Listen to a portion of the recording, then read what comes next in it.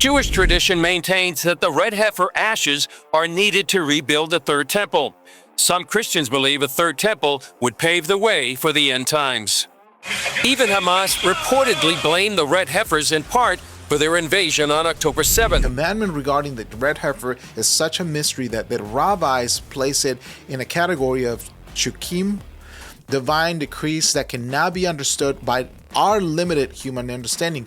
Kosher and dietary laws also fit into this category. And when sins have been forgiven, there's no need to offer any more sacrifices.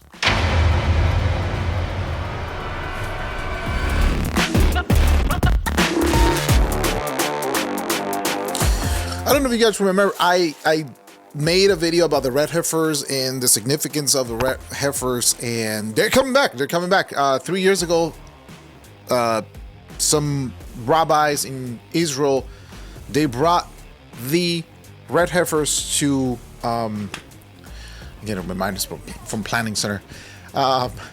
They actually brought the red heifers from, I think, Texas, and they're getting ready for the sacrificial festivities and all the stuff about the red heifers. Why is this important? For me and you as Christians, technically we don't need anything. We just waited for Jesus and live your life according to what God is asking us to do. Jesus spoke about this also, that we need to be worried about our names be written in the book of life. But for Orthodox Jewish, this is important, and also the significance in the Bible about the red heifer and the third temple, the build of the third temple. It's important because it speaks about what the Bible is prophesying about the end time. So let's go to the video. And CBN, again, bringing all the news. Shout out to CBN. I'm not subscribing yet, but hey, shout out to them. Let's go see what's going on and why Hamas is actually interested in the red heifers. Well, 3 years ago, the arrival of 5 red heifers in Israel attracted global attention. Well, today, those cows are in ancient Shiloh. CBN's Chris Mitchell explains the significance of this historic event. Here in Shiloh, first time after 2,000 years, we have real kosher red heifers, which is really exciting. Mariah Shapir is the manager of the visitor center at ancient Shiloh and explains why the red heifers are so important. In the Bible, it says when a person wants to enter the temple, which is called the house of life, he has to go through a process using ashes of the red heifer, meaning that the red heifers are actually the key to the temple. Shapira says that process is for purification, to cleanse someone from death. So a person that got in contact with death, either in a funeral or in a hospital, and he wants to enter the temple, which is called the house of life, full of the presence of God, has to go through this process. And the process is the priest used to take the ashes of the red heifer, mix it with water that comes from a spring, life water. He's actually taking the source of death, mixing it with source of life, and these together become the purifying water. Jewish tradition maintains that the red heifer ashes are needed to rebuild the third temple. Some Christians believe a third temple would pave the way for the end times. Even Hamas reportedly blamed the red heifers in part for their invasion on October 7th, because the Al-Aqsa Mosque would be in danger if the heifers were used to build a third temple.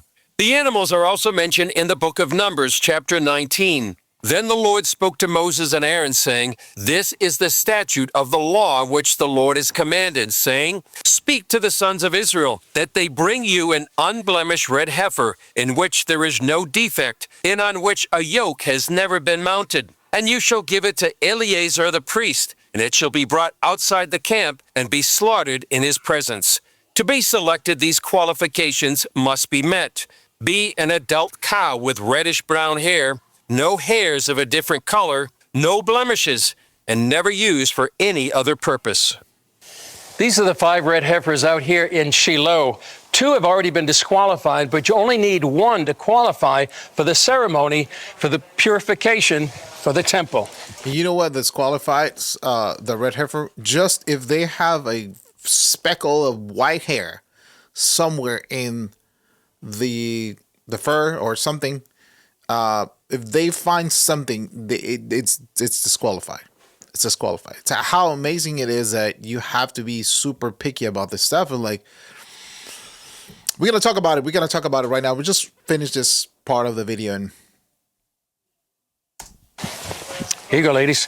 My next point is to try to find a farmer who can make hay, which is, the flowers and the leaves and everything stay on them. That way it's better for the cows. Larry Barnschwager, a farmer from northern Indiana, takes care of them. It's just a lot of fun to be involved in something that I see God is doing behind the scenes. He says what he's experienced since arriving here is remarkable. While I've been standing here at Shiloh, every continent, countries I never heard of before, were here to see the red heifers. There's something happening in Shiloh. And Barnschwager believes it's biblically significant. Ideas are becoming a reality. In other words, the idea of a red heifer has been in the Jewish understanding for over a couple thousand years. But here at Shiloh, just like it says in Genesis 49, there's something happening here that's drawing the nations, and it's the red heifers. This area is where Hannah prayed for a son, where Samuel served the Lord, and Joshua divided the land between the 12 tribes. The place where many stories of the Bible occurred. And today we also have here the red heifers, which is something new. The budgets for this visitor center stopped because of the war. So we invite whoever wants to be part of with us to help this very important thing of the red heifers. Shiloh has so much significance. It was the spiritual capital of Israel for 369 years. During our visit, Bible teacher Dr. Todd Fink brought his group to see the red heifers. This is huge. This is huge. And the one gal that was giving us the tour, she said that part of the reason why Hamas invaded is because of these red heifers. And according to prophecy, these red heifers are significant from the time of Israel's history. They say that only 9 have been killed for these ashes. And so for these to be here in Shiloh here, and for that to fit in with what appears to be prophecy on the horizon, we're living in monumental days, unbelievable times. Chris Mitchell, CBN News, Ancient Shiloh. wow. Well, you're gonna ask me. Oh my goodness. Sorry. All right, you're gonna ask me, well, what does this have to be with my walk with Jesus? Honestly, it's just a significance. Actually, I have the verse right here. It's Genesis 49:10. Let's go straight to the. Let's see, 49:10 right here. To fear Judah, your brother shall praise you. If you guys know, Jesus comes from the tribe of Judah. He's a lion of Judah. If you guys know that. For all this Christian, all my friends Christian, like, if you're not a believer, don't worry about it. Don't even actually just put your comments. So I'm gonna, you're gonna be on timeout. So we can see that Jacob is praying for his kids right here. And he goes straight to verse 8, 49:8, Genesis 49:8. Judah, your brothers will praise you. You will grasp your enemies by the neck, and all your relatives will bow before you. Judah, my son, is a young lion that has finished eating its prey. Like a lion, he crouches and lays down. Like a lioness who dares to rouse him. Who dares to rouse him? Sorry. The scepter will not depart from Judah, nor the ruler's staff from his descendants until the coming of the one whom it belongs. Jesus. The one who all the nations will honor. But I'm just going to take you straight to why. Let me see. God was not pleased with Israel. And let me just go straight to Jeremiah 7:22 really quick. And I'm going to read something really important that I believe it's going to make an impact on people. At some point, if you guys don't understand, I'm not asking you to understand. Just stay at the end. Give me a second. God is telling the people right now. He's speaking to Jeremiah, and he said, "When I led your ancestors out of Egypt, it was not burnt offerings and sacrifices I wanted from them. This is what I told them. Obey me, and I will be your God, and you will be my people. Do everything I say, and I will be, and all will be well. But my people would not listen to me. They kept doing whatever they wanted, following the stubborn desires of their evil hearts. They went backward instead of forward. From the day of your ancestors left Egypt until now, I have continued to send my servants, the prophets, day in, day out. But my people have not listened to me or even tried to hear. They have been stubborn and sinful, even worse than their ancestors." Now you're gonna say, why do we need as animal sacrifices? We shouldn't need it as long as we listen to God. Now we don't need it anymore. Jesus came. He gave his life for our sins. He paid the price. That's what you can see in Genesis 49. 8 to 11. He is the one who belongs all honor and all glory. He is the Lion of Judah. Now, God is explicitly saying right here, I don't care about your sacrifices. I never want them. Right here. When I led your ancestors out of Egypt, it was not burnt offerings and sacrifices I wanted from them. In other words, I wanted their heart. I wanted their heart. Obedience is doing something willingly to do for someone when they're asking you to. The obedience that God requires it's a willingness of the heart. It's not because you have to do it, not because God is a dictator, not because but at the end of the day, God can do whatever he wants. He's God. But the obedience that God is speaking right now to you and me, it's the obedience that we have the willingness to listen to him. Knowing that he has everything in control. Knowing that he knows our outcome. Knowing that he knows everything in our life. And all will be well. Why? Because he knows everything. He knows better than us. He created us. He created everything. He created all the stuff in this world. Yet we'd rather not to listen. Instead, we're going backwards, just like the people of Israel. Anyway, let me just go to Hebrews really quick. Why it's not important anymore. But before Hebrews, let me just prepare Hebrews. Is it Hebrews? Yeah. Hebrews 10. And I go right here. Let's go straight to this part of it. The mystery of the red heifer. The rabbis consider the red heifer one of the greatest mysteries of the Torah. Even they wonder how it is possible that the ashes of the sacrificial animal can purify from sin and defilement. And furthermore, in an apparent paradox, these same ashes that purified also made anyone involved in the red heifer preparations, from the person who gathered the ashes to the person who sprinkled the water, unclean until evening. The commandment regarding the red heifer is such a mystery that the rabbis place it in a category of chukim, divine decrees that cannot be understood by our limited human understanding. Kosher and dietary laws also fit into this category. Some Jewish sages believe the ordinance of the red heifer to be connected to the sin of the golden calf. The red heifer is believed to serve in some ways as an atonement for the terrible consequences of the Israelites worshiping the golden calf when they were brought out of Egypt. Ultimately, however, the understanding the reasons behind the red heifer and the mechanisms of this purification process is beyond our intellectual capacity. Nevertheless, there are those Orthodox Jews who are willing to humble themselves and be obedient in performing it because they love and fear God. If you love and fear God, give your life to Jesus. Now, there's deep stuff into this conversation and why we need a sacrifice. God's morality, it's above every understanding. And he knows that our morality is not going to meet his morality, his standard of morality.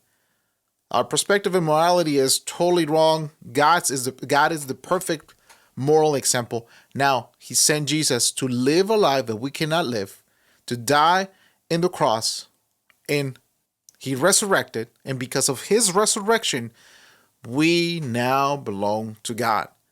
He died, he gave his life, he poured his blood for you and I, so we can be right with God, so we don't have to do sacrifices no more. We can see it right here. In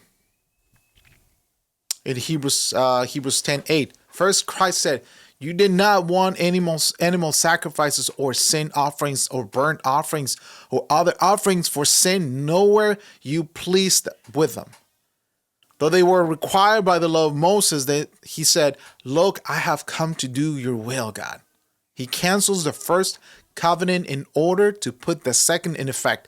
For God's will was for us to be made holy by the sacrifice of the body of Jesus Christ, once for all time. Where's my I believe these guys, they have a reverence for God.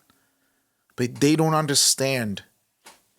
They don't understand that God made a way for them. They don't need a sacrifice, but it's prophesied that the temple is going to be rebuilt for the third time. And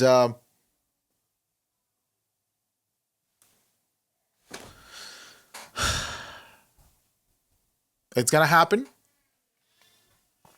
We can see actually right here in verse 11, on the old covenant, the priest stands and ministers before the altar day after day, offering the same sacrifices again and again, which can never take away sins. But our high priest offered himself to God as a single sacrifice for sins, good for all times. Then he sat down in the place of honor at God's right hand.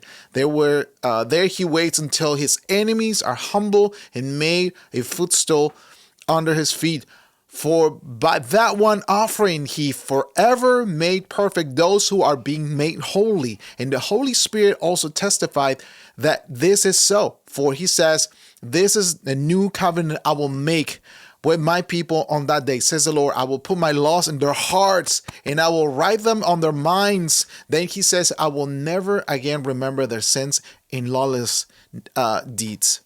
And when sins have been forgiven, there's no need to offer any more sacrifices.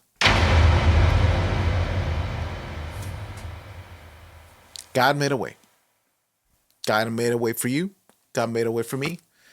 We're nothing special. Let me just put it that way. Still, we have nothing special in our hearts. The only special we have is Jesus in our heart. God can see us. If he sees us without Jesus, he sees death, wickedness, sin. He cannot be close to you. You need Jesus' sacrifice in order for God to see you, because he sees through Jesus and he sees you now. He's able to see you. He's able to bring you to salvation. Number one, mercy. And number two, the gift of God, which is his grace. His grace is that we are kids of God. We were made kids of God. We are children of God. That is a grace, the beautiful grace of God. We don't deserve this stuff. Anyway, I'm going to finish with this. Amazing. Hope you can understand what I'm saying right here. Yet, this is going to happen. It's not required by God. God doesn't require any more sacrifices. Jesus paid it all. Jesus paid it all. We don't need him anymore. But it's in the Bible. The temple has to be rebuilt. It's part of the end time prophecies. And who's going to stop God? Nobody. Nobody. Who is like the Lord?